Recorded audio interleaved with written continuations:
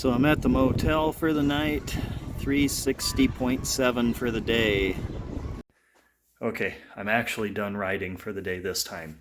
The front desk lady said you should go to this restaurant, which I did, which you saw, and check out this park, which I did, which you saw, and now I'm done for the night. And actually, this is probably one of the nicer places I've stayed because it's very clean. They've got motorcycle-only parking. I mean, they know their audience, but also they have, you know, if you forgot anything, they've got that, which a lot of hotels say that, not very many do. Because I lost my toothpaste, yeah, no problem, whatever. But classic rock playing in the public areas. They have drinks, breakfast tomorrow pool.